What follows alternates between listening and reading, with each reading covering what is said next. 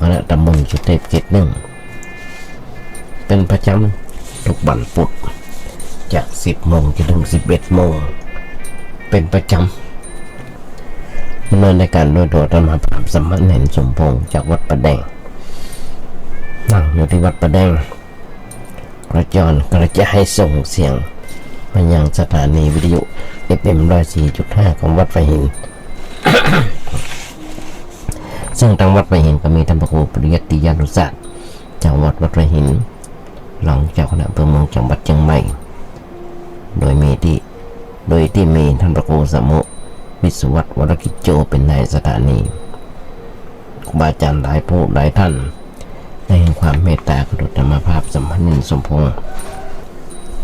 ได้อูจาได้ติชมได้บอกได้กล่าวสั่งสอนโดยเฉพาะท่านพระครูสิทธิ์ปริยัติยพรเจ้าวัดวัดประแดงองค์แรกรูปแรกที่ได้สอนธรรมภาพดำเนินรายการวิทยุก็หลายปีดีดักมาจนถึงวันนี้มีอย่างเปิ่นกระหองไปอู้ไปจ้าเปิ่นกันไต่ถามในอันใดอย่างก็อย่างที่เคยบอกยุคนี้สมัยนี้ญาติโยมทั้งหลายบัณฑิตนักปราชญ์นักผู้รู้นักธรรมภาพเองได้ส่งเทพเป็นครูบาอาจารย์เป็นประจำโดยเฉพาะวันอาทิตย์จาก4 โมงแมลงจนถึง2 ทุ่มส่งเทพไปให้ครูบาอาจารย์ ในศรัทธาญาติโยมทั้งหลายโดยเฉพาะครูบาอาจารย์ส่งไปขอความหันอยากได้คำติคำชมจากครูบาอาจารย์ว่าธรรมภาพเองจัดรายการและเป็นอย่างไรพ่องโอธรรมะเป็นไรพ่องผิดถูกอย่างไรมาได้ไปส่งไปเพื่อโอ้อวดตัวเก่าส่งไปเพื่ออยากจะขอความรู้ธรรมภาพเองไม่ได้มีความรู้อย่างนักหนาป้าป้านยังต้องการความรู้อยู่หำนักเพราะฉะนั้นเมตตาขอความเมตตาจากครูบาอาจารย์และศรัทธาญาติโยมทั้งหลายติชมกันได้มันต้องไปนึกมาเน้นว่าคนนี้เป็นคนอื่นคนไกลนึกว่าอย่าเป็นลูกเป็นหลานเป็นพี่เป็นน้องเป็นลูกศิษย์ลูกหาก็ติก็ชมก็สั่งก็สอนได้จะหับไว้เพื่อเอามาปรับปรุงตัวเก่าให้มันดียิ่งขึ้นไปต้องฝากไว้กับศรัทธาญาติโยมทั้งหลายครูบาอาจารย์ตัว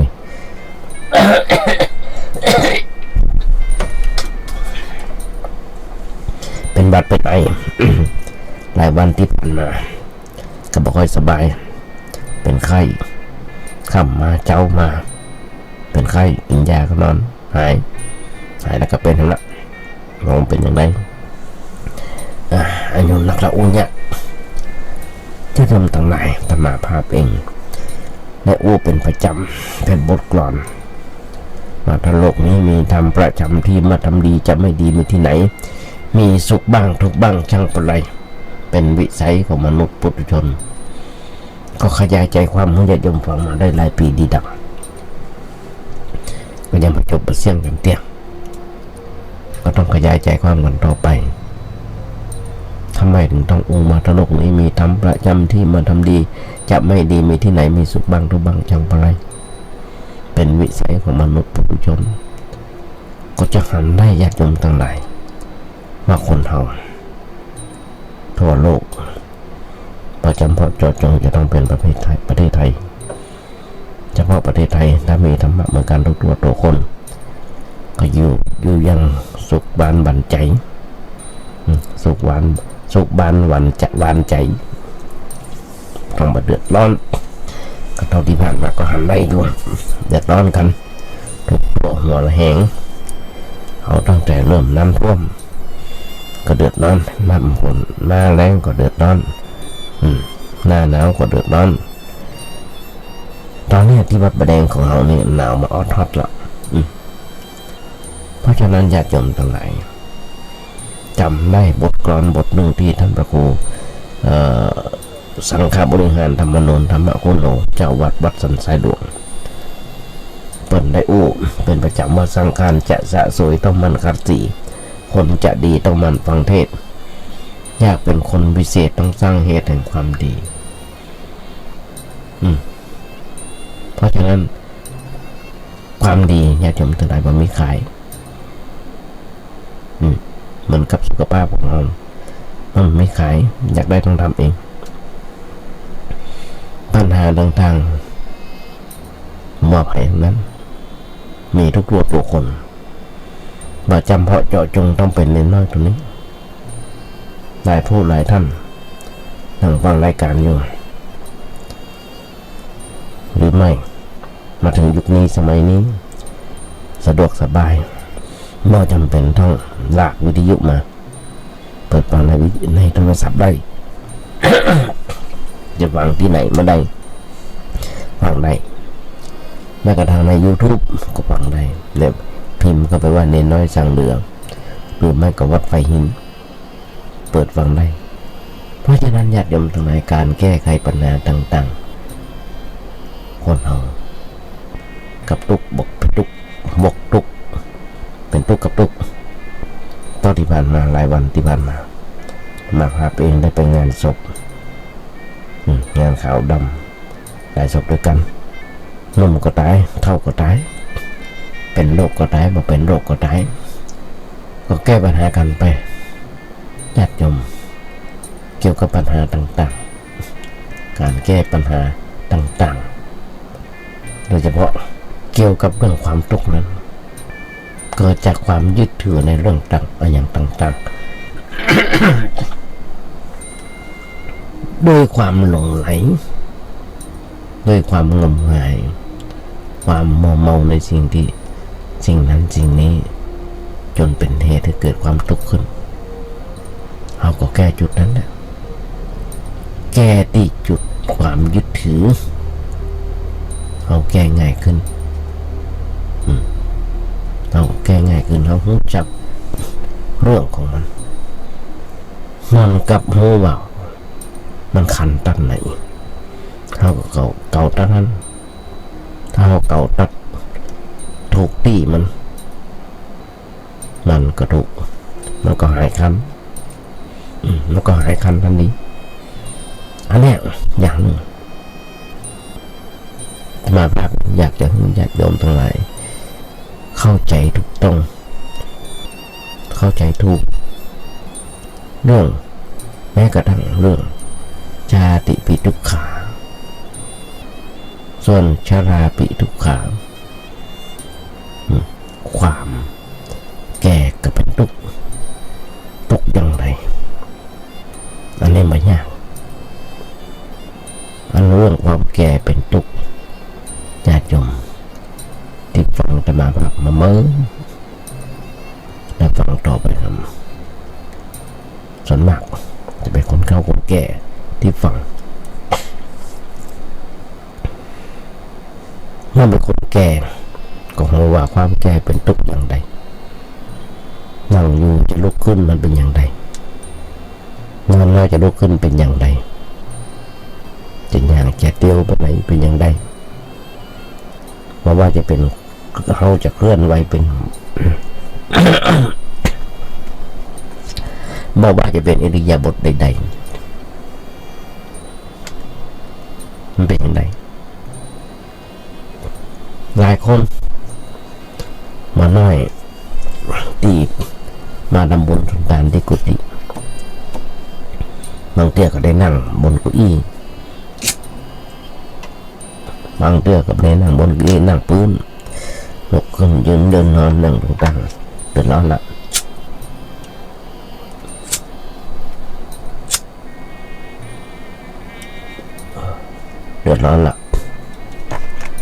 เจ็บหัวเข่าทุกวันปริญญาผมมาทำบุญถึงตามมันจะจมกันแล้ว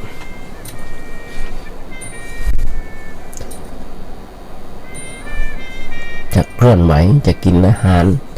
จะนุ่งห่มจะอู้จะจาม อย่างธรรมภาพเองจะอู้อย่างต่างๆประเด็นนี้อู้ไว้บ่ได้มันจะติดอ่างอู้แทบจะเป็นภาษาละประเดี๋ยวเพราะอย่างโรคภัยไข้เจ็บเป็นแบบนี้ต้องอู้จะจ้ากว่าจะเกิดได้แต่ละทีแต่ละกรรมมันมาได้คนเฮาความเคลื่อนไหวอิริยาบถมันก็บ่สะดวกมันคัดไปให้หมดเจ็บหลังเจ็บแอวเป็นอย่างนั้นเป็นอย่างนี้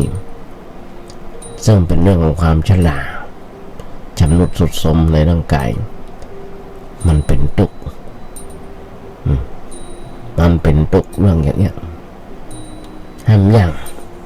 ความทุกข์ที่เกิดจากความเท่าความชรานะ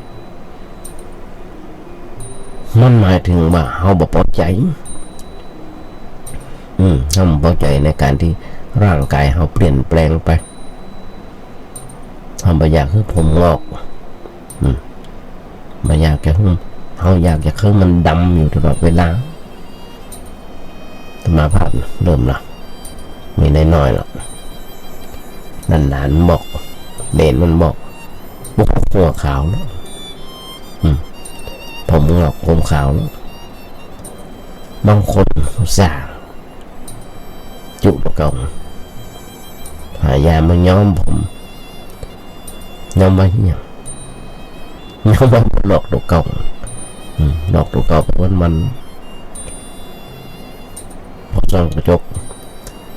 หัวมันดำอยู่ความจริงมันจำเป็นอะไรอย่างที่จะต้องหลอกตัวเก่าจุตัวเก่าอันเมื่อเรานึกพอใจบ้างผมขาวมันก็เข้าท่าเขาดีเหมือนกันคือมันแสดงลักษณะของความเป็นคนใหญ่เป็นคนมีอายุเราก็จะได้เป็นเครื่องเตือนจิตสะกิดใจว่าเขาจะไปประมาทจะไปมัวเมาในชีวิตนำไปให้ความเป็นอยู่แต่ถ้าเรามันย้อมเมื่อมันดำเมื่อมันขาวแล้วก็ต้องกับว่าเขาจุตัวเก่าเองเขามันยังเป็นคนชอบจุตัวเก่าแล้วก็จุไปเรื่อยๆว่าเขาผมยังมางอกมาเท่าเรื่องอันนี้เป็นระบบฝืนกฎธรรมชาติ ก็อย่างที่บอกที่มาโอ้ว่าสร้างคานจะสะสวยต้องมันขับเสียคนจะดีต้องมันฟังเทศอยากเป็นคนพิเศษต้องสร้างเหตุแห่งความดีสังขารเขาจะสวยอย่างไรกันยังเขาต้องมันขัดกันสิมันขัดมันสีมันต้องฝึกบ่อยๆฟังบ่อยๆแต่คนเฮาพออยู่น้อยหนึ่งร่างกายของมันเปลี่ยนแปลงไปตามสภาพแต่ว่า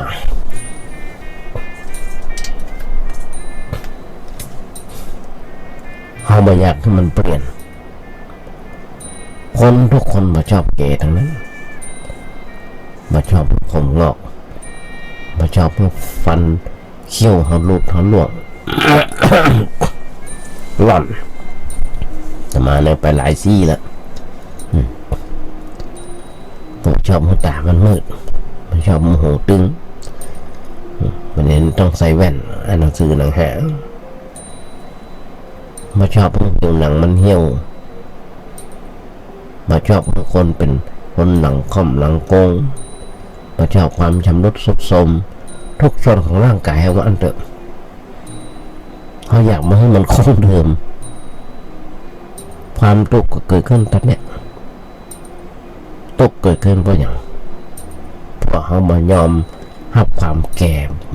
ของสังขารร่างกายชราปีทุกขาเขาอยากจะให้มันเขาอยากจะบอกให้มันแก่เมื่อมาชอบความแก่เขาก็เป็นทุกข์ประมาณนั้นหรอเป็นทุกข์ แต่ถ้าเรารู้ว่าความแก่เนี่ยมันเป็นเรื่องธรรมดาที่จะต้องเกิดต้องมีแก่กับทุกคนมีบ่บ่ซึ่งในชีวิตของคนเราทุกวินาทีเนี่ยเราแก่อยู่ตลอดเวลาเมื่อเป็นอ่อนภาวะแก่ขึ้นเป็นหนุ่มก็แก่ขึ้นพอเป็นคนใหญ่ก็เต็มตัวก็เริ่มแก่ลง เริ่มแก่ลงเพราะว่าความแก่เนี่ยมันขึ้นอยู่กับเวลาปรุงแต่งของร่างกายบางคนก็แก่จ้าแต่บางคนแก่เว้ยคนที่แก่เว้ยญาติโยมทั้งหลายนั่นก็คือคนที่ชอบเอายาพิษใส่เข้าไปในตัวยาพิษอย่างไรนั่นก็คือชอบกินเหล้าชอบแอบเมื่อคืนอดหลับอดนอน คนประเภทนี้แก่เว้ย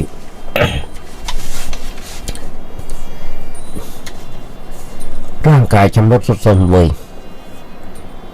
แต่ถ้าเป็นคนรู้จักรักษาอนามัยนั่นคือพักผ่อนเป็นเวลากินข้าวปลาอาหารถูกต้องความแก่ก็จ้าแต่ว่ารวมแล้วมันก็แก่นั่นเองนี่บ่บ่นเขาต้องแก่เป็นธรรมดาแต่ว่าจิตใจเนี่ยมันยอมแก่ลองเขาเถอะใครมาทักเขาแก่ปีนี้ดูแก่เนาะไม่ชอบสักคนแต่ถ้าเปิ้นตักเขาปีนี้มาปะกันดูหน้าตาดูยังหนุ่มยังแข็งแรงดีเขาก็ยิ้มจับอกจับใจบางคนเป็นอย่างนั้นคนเขามันชอบจุหรือว่าชอบหลอกมาชอบความจริงเพราะมาชอบความจริงนี่แหละมันเลยเป็นทุกข์ด้วยไปแต่ถ้าเขายอมรับความจริงเหี้ยเช่นเรื่องความแก่เนี่ยยอมรับมันเนี้ยแบบแก่แล้วร่างกายเปลี่ยนแปลงไปนักละมาโฮมันอะไรจะต้องแตกดับจะต้องแตกจะต้องดับยอมรับมันเนี่ยพอเขายอมรับว่าเขาแก่ปัญหาเรื่องความแก่จะมาเป็นทุกข์กับเขาชราปีทุกขาจะบังเกิดในใจเพราะเขายอมรับความแก่ยอมเมื่อมันแก่ไปตามเรื่องการรักษาการบริหารร่างกายก็ทำไปตามเรื่องแต่บัจใจทำด้วยความอยากนักเกินไปเขาทำตามหน้าที่ หน้าที่จะต้องรักษาร่างกายเพื่อใจทำมันอย่างใจสำหรับประพฤติคุณงามความดีล้างบ่อยๆอัดฉีดบ่อยๆขับบ่อยๆกำลังว่าขับไปก้อยอย่าให้มันโวยเกินไปจนกระทั่งว่ามันเสียรูปเสียโฉมไปรถคันนั้นใช้ได้หมื่นร่างกายก็เหมือนกันก็ถึงบอกตะกี้สำคัญใช่สะสวยต้องมันขัดสีพระพุทธเจ้าเพิ่นสอนเราว่าเฮามันแก่เป็นธรรมดาเฮารับรู้ว่าเฮาจะต้องแก่แต่ว่าความเฮาต้องรักษาตามหน้าที่ของมันอย่างเนี้ยเฮามาเป็นคนรู้จักใช้ร่างกายเพื่อเป็นประโยชน์ไม่ใช่ให้เกิดความทุกข์ความเดือดร้อนเพราะความเข้าไปยึดถือว่าเฮาบ่แก่อันนี้เรื่องนึงเกี่ยวกับความแก่เป็นทุกข์หรือบ่เป็นทุกข์ก็อยู่ที่คว ความคิดถูกต้องหรือไม่ถูกต้องกับถูกต้องถ้าเกิดว่าถูกความทุกข์มันย่อมันน้อยถ้าเกิดบัดถูกก็เกิดความทุกข์ขึ้นเพราะความแก่เป็นธรรมดาเรื่องต่อไปที่จะอู้อ่านต่อไปเปิ้นฮ้องว่าพยาธิคือความเจ็บไข้ก็เป็นความทุกข์ของจิตใจประมาณเป็นความทุกข์ของจิตใจคนเฮาตามปกติบ่มีไผสักคนที่ชอบความไข้แต่ว่าเขาเจ็บไข้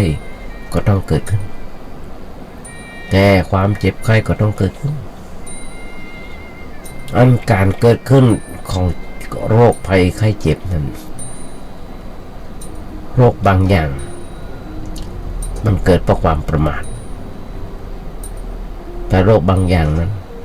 มันเกิดของมันตามธรรมชาติบางทีเราบอกสาเหตุของมันเช่นโรคมะเร็งอย่างที่เคยอู้ย้ำแหมซ้ำแหมเราบอกสาเหตุว่ามันต้องเกิดเพราะอะไรอย่างทำอย่างใดถึงได้เกิดโรคนั้นขึ้นบ่ไม่ไผหูญาติโยมเราก็เกิดนะบางคนเป็นโรคนิ้วในถุงน้ำดีพวกนิ้วในติดตับป่องสเปรย์แล้วหมอเพิ่นวินิจฉัยว่าเขาไปกินน้ำบ่สะอาดทั้งที่บางทีตอนที่ผ่านมากินน้ำแร่กินน้ำต้มมันก็ยังเป็นได้ก็เขากินกุกกินแกงมันก็สกปรกอยู่แล้วมันก็ไปติดไปเกาะอยู่แล้วมันก็เป็นอยู่แล้วเขาบอกเคยไปกินน้ำห้วยน้ำดอยเพราะฉะนั้นบางทีเนี่ยวิชาการแพทย์สมัยใหม่จะเจริญก้าวหน้าก็ยังค้นหาสมุทฐานโรคนี้ยังไม่ได้ว่ามันเกิดจากเรื่องอะไรถ้าโอ้ได้เพียงว่าธรรมชาติของร่างกายคนเฮามันจะเป็นโรคนี้ขึ้นได้เป็นโรคที่ตัดทันตัดนี่เป็นโรคมะเร็งเส้นเลือดแตกแล้ววิธีรักษาแต่ก็รักษาบ่ได้บางทีร่างกายก็ต้องเจ็บป่วยจนกระทั่งหมดลมหายใจ บางคนเป็นโรคเส้นเลือดในสมองตีบเส้นเลือดในสมองแตกแต่ว่ามันชื่นลันสาวมาทำบุญเป็นโรคเส้นเลือดในสมองแตกเป็นน้ำเพื่อเป็นเดือนก็จะเที่ยวได้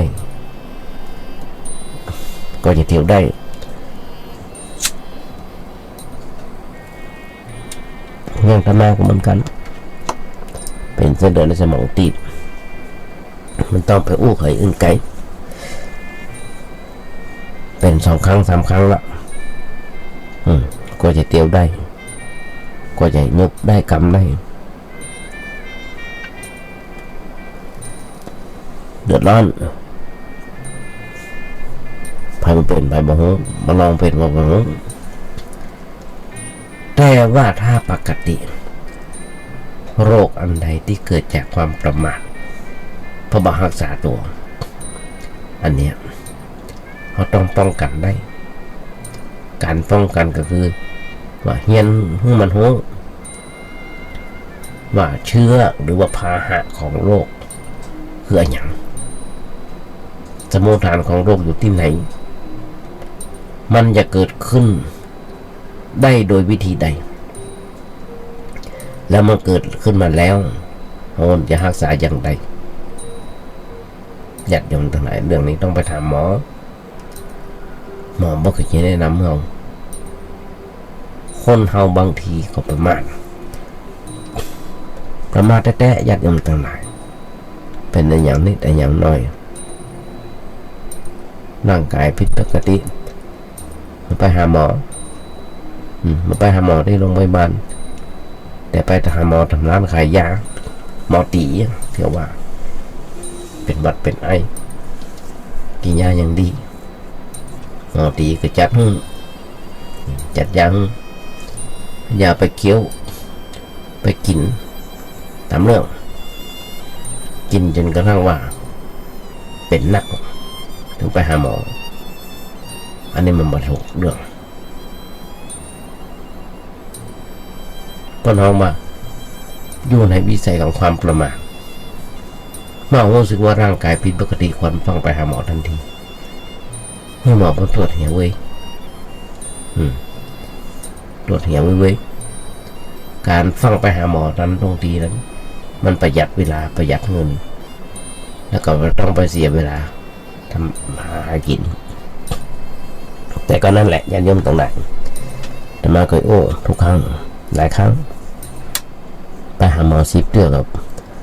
ได้โรคมา10โรคได้โรคมา10โรคมันน้อยตอนที่ผ่านมาพอเริ่มเป็นหมอ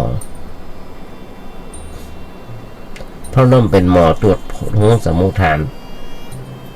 หมอก็จะบอกของเขาเมื่อยามันสกัดโรคนั้นมันก็หายเว้ยเขาก็จะได้ทำงานทำการต่อไปเงินทองที่จะใช้จ่ายในการเยียวยาก็น้อยเพราะเขาฟังรักษาญาติโยมทั้งหลายพระพุทธเจ้าท่านสอนว่าอย่าให้ประมาทแต่ถ้าเขาประมาทต่อรักษาโรคมันก็แห้งขึ้นต้องกินยาหนักต้องฉีดต้องนอนโรงพยาบาลบางทีก็ต้องนอนเป็นเดือน2 เดือนเสียเวลาทำมาหากินเสียเงินเสียทองหนักหนาป่าป้านอันนี้เป็นเรื่องที่เฮาว่าผิดอยู่ในชีวิตของคนเฮาไม่ใช่น้อยญาติโยมทั้งหลายในหลักศาสนาในหลักธรรมะเพิ่นสอนบ่ให้ประมาทเพิ่นสอนบ่ให้ประมาท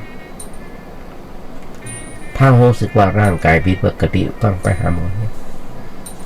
มันต้องเกรงใจหมอหรอกหมอเปิ้นมีหน้าที่รักษาคนป่วยแต่ถ้าป่วยหนักแล้วไปหาหมออันนี้หมอรำคาญญาติโยมทั้งหลายรำคาญว่าทำให้บ่ให้ตายก่อนแล้วก็มาหาหมอเอาส่งมาให้หมอรักษาหมอทุกอย่างถ้าหมอได้คงต้นของมารักษาเนี่ยเอาส่งมาดีกว่าแต่หมอก็รักษามารยาทอย่างนั้นแต่ว่าเฮาเนี่ยหูจักรักษาตัวมันก็ลำบากความเจ็บไข้ได้ป่วยทำให้คนเป็นทุกข์ก็เพราะว่าเขาบ่สบายใจในขณะที่มีความเจ็บเกิดขึ้น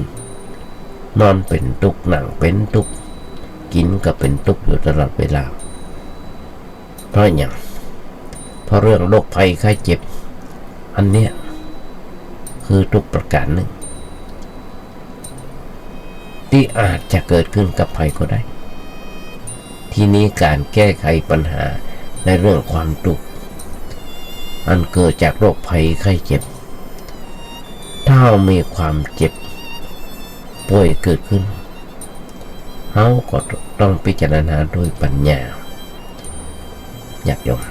พิจารณาโดยปัญญาพิจารณาว่าความเจ็บป่วยเนี่ยเป็นเรื่องของร่างกายเป็นเรื่องที่เราจะต้องรักษาเมื่อเนี่ย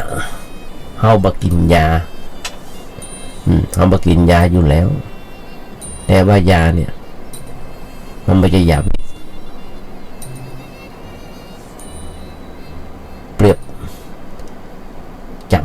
ได้กับใครกับข้าว่าเหมือนกับเรื่องนิทานเรื่องนึงเราฟังพอกินยาปุ๊บโรคหายปั๊บเหมือนกับในหนังญาติโยมทั้งหลายมาเถอะที่เขาบอกกันนะมันมีอย่างนั้นมันต้องค่อยๆกินยาเราต้องท่าเวลาเมื่อยามันออกฤทธิ์ไปแก้ไขแก้ไขในบางส่วนของร่างกายก่อนจะไม่ต้องใจร้อนอยากให้มันหายเกินไปเนี่ยอยากให้มันหายบ่อยเกินไปแต่บอกตัวเก่าว่าเวลาเนี่ยมาป่วยเราได้หับยาเราได้หับยาแล้วก็ต้องนอนทำใจเย็นจะไปใจร้อนอย่ากึดหนัก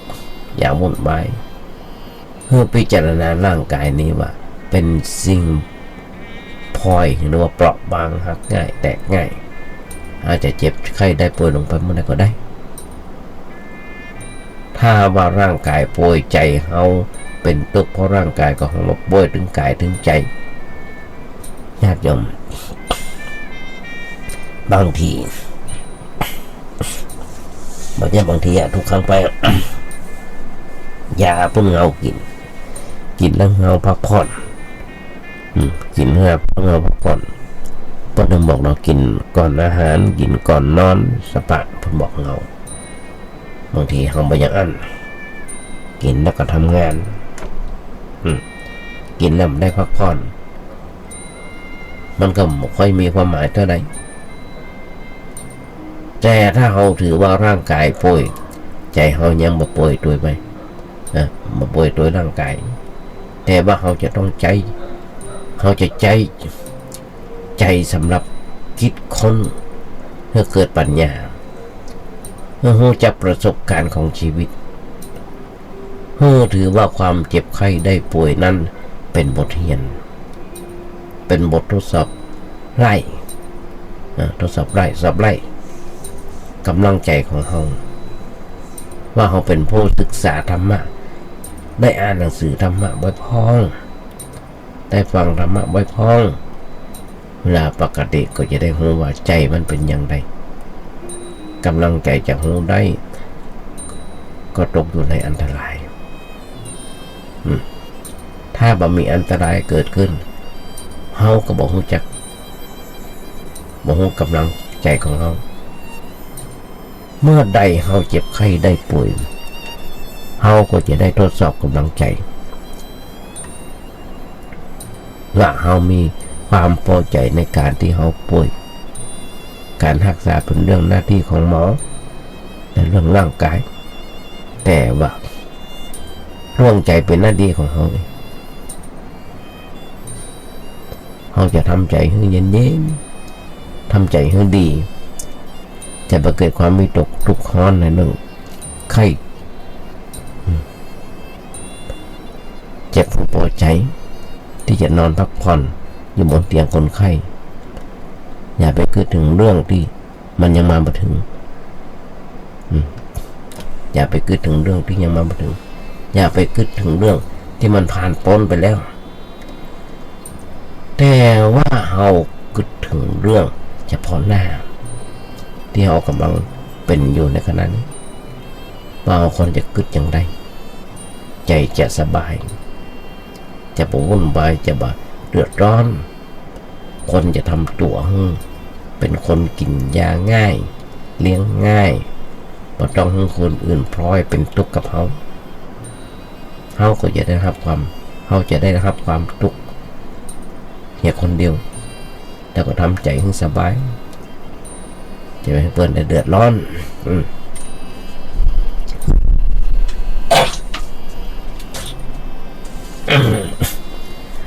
คือพอใจในสภาพที่กำลังได้ครับเมื่อเลิกว่าใจนี่ก็ดีเหมือนกันมันใจนี่ขออภัยเขียนไว้นำเป็นอย่างเรื่องว่าไข้เนี่ยก็ดีเหมือนกันจะได้นักพอในห้องมาเจ็บปวดป่วย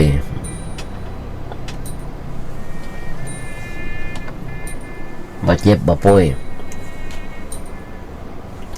ก็บ่ค่อยได้พักผ่อนเวลาเจ็บป่วยก็นึกก็ถือเห็นว่าเขามานอนพักผ่อนถ้าเขานอนที่โรงพยาบาลก็ถือว่ามาพักผ่อนที่โรงพยาบาล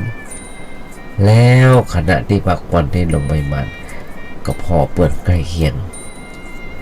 ว่าเปิดเป็นอย่างไรคนเหล่านั้นก็ป่วยเหมือนกับเขาเหมือนกันมาแจ้งป่วยแต่เขาคนเดียวญาติโยมแต่ละครั้งที่จะมาไปโรงพยาบาลอย่างโรงพยาบาลประสาทที่จะมาไปทุกครั้ง3 เดือนไปเตื้อง4 เดือนไปเตื้อง2 เดือน3 เดือนไปเตื้องก็ไปพิจารณาพอหันคนไข้แต่ละคนญาติโยมทั้งหลายเพิ่งไปนั่งรอปะหมอบางคนนอนอยู่บนรถเข็นบางคนนั่งอยู่บนรถเข็นล้วนแต่เป็นโรคเดียวกับอัตมาภาพทั้งนั้นต้องเกิดโรคเส้นเลือดในสมองตีบเส้นเลือดในสมองแตกบางคนก็สวกไม่เต้าอาตมาก็ยังสวกไม่เต้าอยู่บางทีเอาไม่เต้าไปด้วยบางทีก็เอาจ้องเป็นไม่เต้าไปเพราะว่าพิจารณาพอมันมาได้เป็นแต่บอกเขาคนเดียวคนมันเป็นนักกว่าเขาก็ยังไม่คนบางคนพอมีอันอย่างเกิดขึ้นซึ่งเป็นโรคภัยไข้เจ็บก็นึกเอาเองว่าเฮาเนี่ยมันอาภัพอับโชคเหลือเกินเจ็บป่วยแบบเนี้ยหนักที่สุดเจ็บที่สุดในโลกนึกมันหนักเกินไปความจริงมันได้นักอะไรได้นักหนาอย่างเฮาเองนึกไปเองอย่างที่อาตมาบอกที่มาเดี๋ยวนั้นว่าอาตมาไปโรงพยาบาลหันคนเป็นนักอาตมาภาคก็จะมีบางคนกินยังบ่ได้ต้องให้ลูกหลานคอยป้อนคอยเจ็ดน้ำไหลคอยเจ็ดเหงื่อเจ็ดไข้อย่างต่างๆทางดินตัวนั่งอยู่บนรถเข็นนอนอยู่บนเปบนรถมีนักญาติโยมทั้งหลายบางคนวันคนไข้เนี่ยเกี่ยวกับเรื่องกระดูกนี่ก็เหมือนกันหลายอย่างบางคนนะปกติเป็นห้องวาดเตียวไปเตียวมาเลย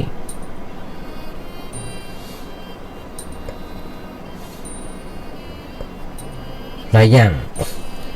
มันได้บทหินมันได้บทเรียนญาติโยมทั้งหลายว่าเฮานี่มันโง่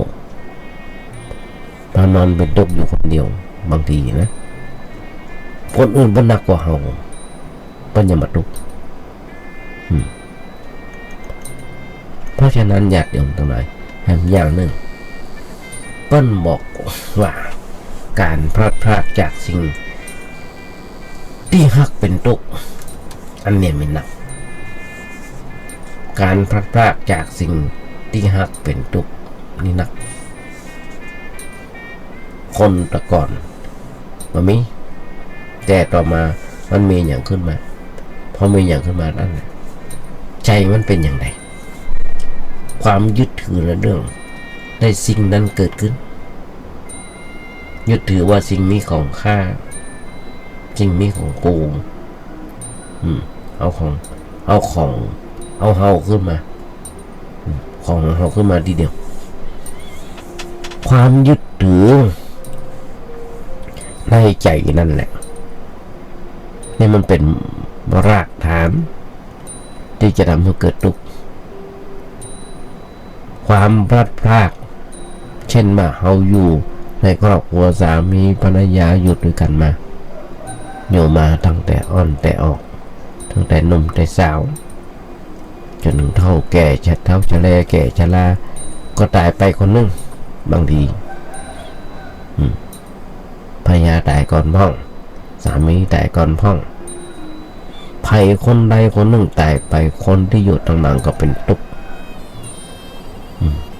เป็นทุกข์เพราะพลาดพลาดจากสิ่งที่เราฮักเราชอบใจ เขาเคยอยู่กันมาเราอยากจมทางไหนบางทีก็จมพิลีวิไลจมใต้จมเหนือเรากึดในเรื่องที่มาเป็นเรื่องแล้วเวลานั่งกินกับนั่งก็เป็นทุกข์นอนก็เป็นทุกข์ยืนก็เป็นทุกข์ทุกอิริยาบถความทุกข์เนี่ยเกิดขึ้นจากการพัดพรากจากของรักของชอบใจ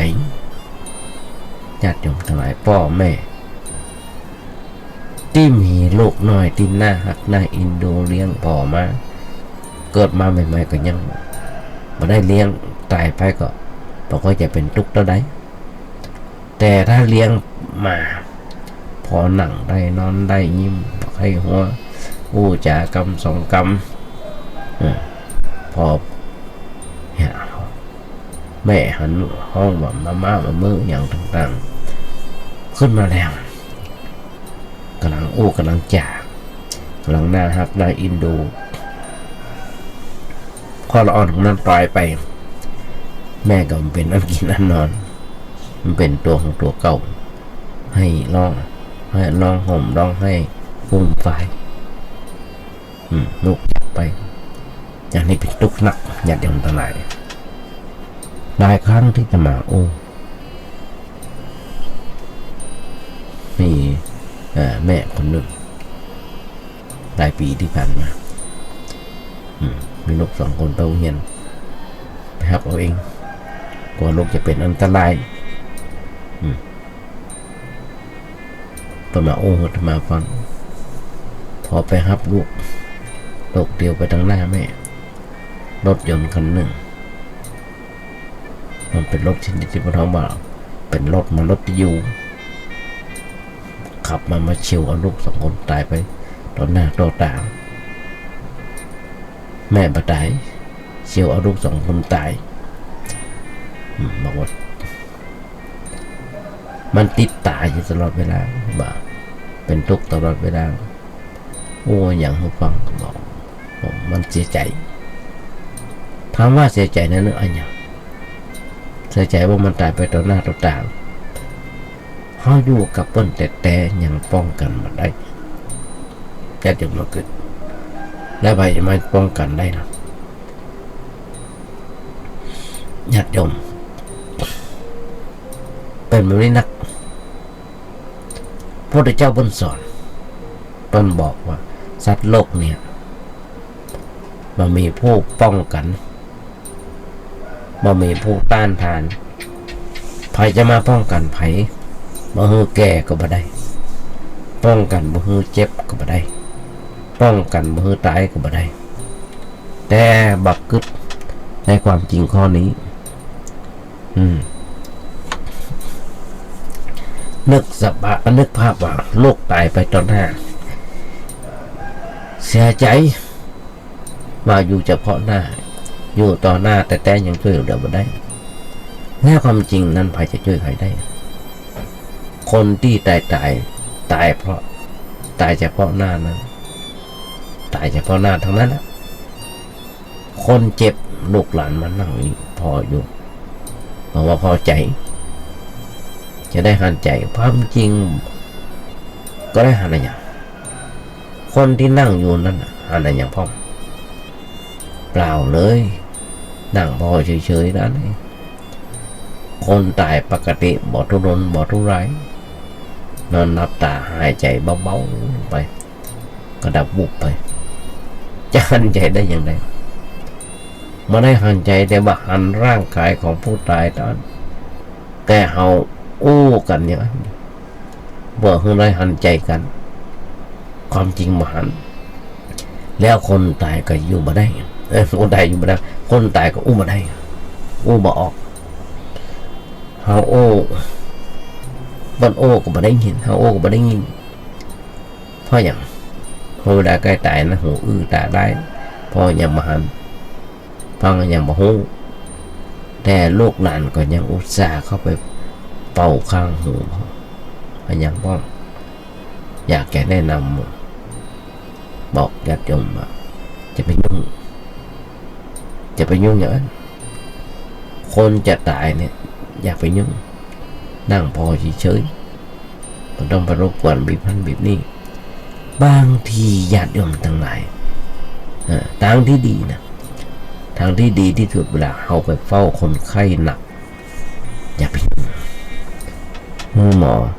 ทำเรื่องของหมอไปหมอป้นหื้อยกหื้อยาไปตามเรื่องแต่คนถึงขั้นโคม่าเจ็บหนักใกล้จะหมดลมหายใจเขาก็นั่งเฉยๆจะไปไข้จะไปห้องไปให้มันแสดงอาการแบบมันวุ่นวายนั่งเฉยๆเงียบๆนึกแค่ว่าคนเฮาเกิดมาก็ได้อีกจะตายอยู่แล้วอันยังก็เอาไปไม่ได้นึกอย่างอีจะดีกว่าจะไปรบกวนคนป่วยคนบางคนไปกอดศพไปกอดศพไปกอดอกศพหัวมุ่นวายไปหมดมุ่นวายไปหมดคนแก่บางคนสั่งเลยบอกว่าเวลากูเจ็บกูป่วยไข้หนักก็จะตายเห็นมันยุ่งนักนั่งพอเฉยๆกูจะทำจิตใจทำจิตทำใจของกูเองกูฟังเทศฟังธรรมมานักมาต้องมาสอนกูตอนนั้นญาติโยมเพราะเปิ้นเคยหันว่าลูกหลานอันเนี้ยมันวุ่นวายขนาดมันวุ่นวายขนาดไหนแล้วคนป่วยนั่นถึงมาถึงขั้นโคม่าก็อย่าไปยุ่งอย่าไปถามรบกวนแล้วคนแก่ก็เหมือนกันเรื่องอันยังจัดเนี่ยก่อนที่มันจะเจ็บไข้จะเจ็บจะไข้เพราะฉะนั้นญาติโยมทั้งหลายฝากบอกศรัทธาญาติโยมทั้งหลายด้วยต้นสอนให้พิจารณาอย่างไร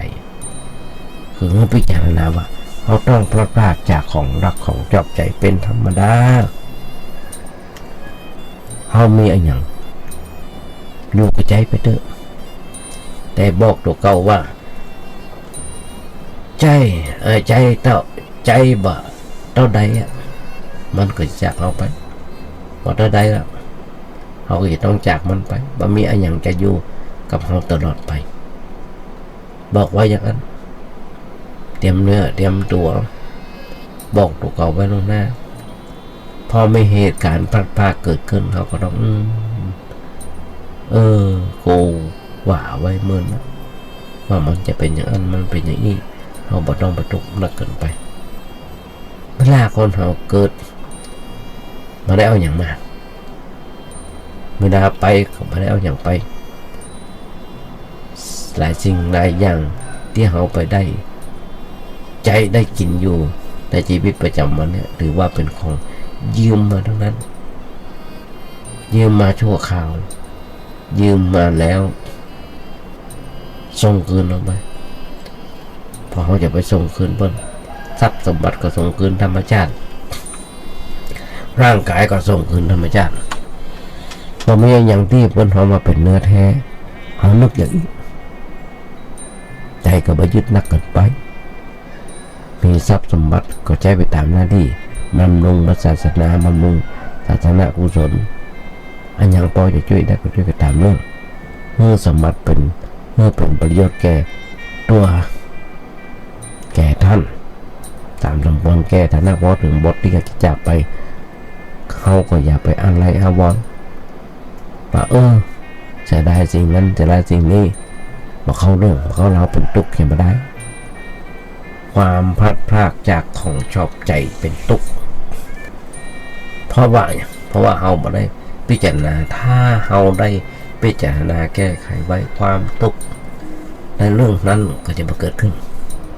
อันนี้ญาติโยมทั้งหลายเป็นการปฏิบัติชอบอันหนึ่งปฏิบัติชอบอันหนึ่งเพราะฉะนั้นญาติโยมทั้งหลายสำหรับวันนี้ฝากไว้ก่อน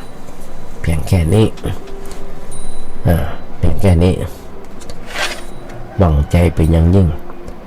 ว่าคนแต่ละคนถ้าได้ฟังคงพอเป็นคติเตือนใจทุกคนได้มาหน่อย เพราะฉะนั้นญาติโยมทั้งหลายก่อนจะนำรายการนี้จากไปมาให้เอางานบุญงานกุศลมามาเอื้อนญาติโยมทั้งหลายซึ่งทางวัดประแดงของเรามีการก่อสร้างห้างแปลงซ่อมแซมเสนาสนะที่วัดประแดงซึ่งหลายอันหลายอย่างก็สำเร็จรุ่งเรืองไปแล้วไปตามกาลเวลาของมันแต่ยังมีอย่างที่จะบอกบันไดนาคที่วัดประแดงของเราที่มันชำรุดทรุดโทรมไปตามกาลเวลาจะมีการเปลี่ยนแปลงซ่อมแซมหรือว่าจะแปลงใหม่อย่างไรต่อคณะวิศวกรรมออกแบบออกเป็นแบบคณะวิศวะที่มชเป็นออกแบบออกเป็นมาก่อนแต่จะมาแจ้งมาอย่างจะยงทั้งหลายแต่ว่ามีโครงการแล้วล่ะจะเริ่มทำแล้วล่ะแต่มีคนหลายคนศรัทธาหลายท่านด้วยกันที่ได้ร่วมทำบุญส่วนต่างด้วยกันเพราะฉะนั้นบอกเบิ้ลบอกศรัทธาจะยงทั้งหลายร่วมทำบุญส่วนต่างด้วยกันในครั้งนี้เราจะไปถามท่านพระครูเจ้าวัดได้ว่าต้องการอย่างพ่อมีอย่างไรจะต้องช่วยกันได้พ่อก็กับญาติโยมทั้งหลายได้เลยเบอร์โทรศัพท์ท่านพระครูเจ้าวัดมีเบอร์อยู่ว่า081-881-5690 มีแห่งไรอะไรอย่างญาติโยมทั้งหลายต้องอนุโมทนาสลายญาติโยมทั้งหลายในวันที่อาทิตย์ที่6ที่ผ่านมาทางวัดประแดงเขามีการทำบุญสลากพัดขึ้นมาก็หันสตาญาติโยมทั้งหลายตักหน้าป่าปานมักหน้าหลายตาหลายอำเภอหลายจังหวัดต่างๆที่มาร่วมทำบุญสุนทานด้วยกันในครั้งนี้พร้อมทั้งเอาโรงทานมาตั้งมาอย่างกันอุ่นหนาฝาก็ไปที่อกดีใจประมุขภูมิใจคงจะมีงานต่อไปนั่นคืองานกฐินถ้าพร้อมเพียงกันจะมามาเอิ้นญาติโยมทั้งหลายต้องอนุโมทนาสลายญาติโยมทั้งหลายด้วยท้ายรายการวันนี้ญาติโยมทั้งหลายบางใจเป็นอย่างยิ่งวันนี้ญาติโยมคนใดอย่างมานักกันน้อยแต่มาภาพเอง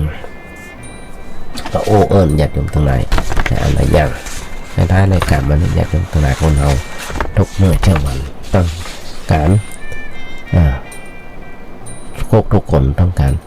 ต่างกับปรารถนาคนเราสิ่งดีๆเกิดขึ้นในชีวิต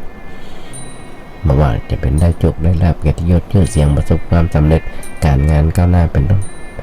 ญาติโยมทั้งหลายแต่สิ่งนั้นเนี่ยไม่ใช่เป็นหลักประกันในความสุขที่แท้เพราะแม้ได้มาแล้วก็ยังเป็นทุกข์ได้ใจว่าจะมีความสุขเสมอไปเช่น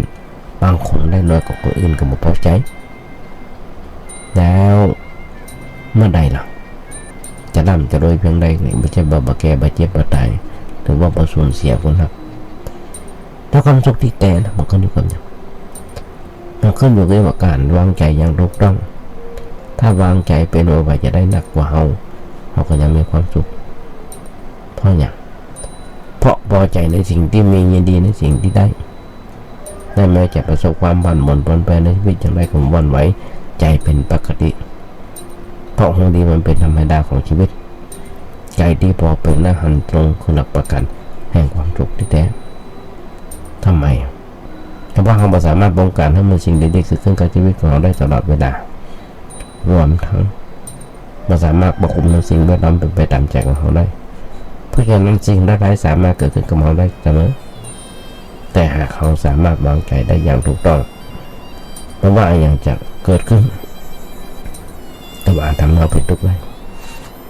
คนเราถ้ารักษาดูแลใจให้ดีเนี่ยมาวันกว่าว่าจะมีอย่างเกิดขึ้นแม้มีเหตุร้าย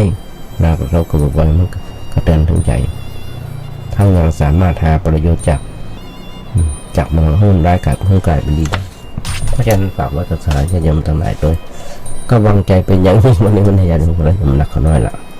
ถ้าได้กลับมานี่ก็ทำรายการนี้จากไปก็ต้องกลับขอบพระคุณในน้ำจิตน้ำใจ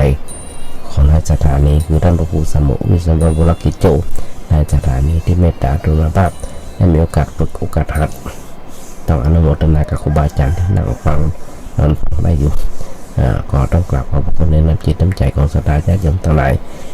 ที่ติจ๋า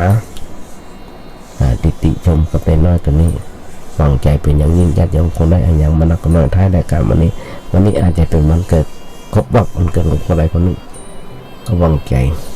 ขออำนวยพรศรัทธาญาติโยมแต่ละขอมีความสุขมีความเจริญคิดสิ่งหนึ่งสิ่งใดส่งความมุ่งมั่นปรารถนาขอให้ญาติโยมทุกท่าน อย่าเจ็บอย่าไข้กันเลยขอเจริญพร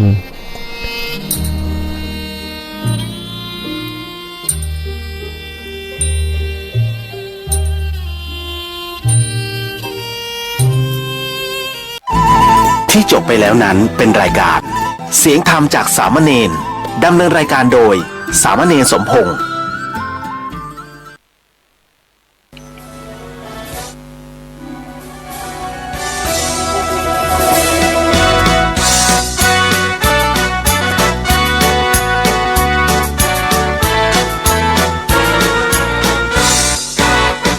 เครือข่ายวิทยุชุมชนภาคเหนือ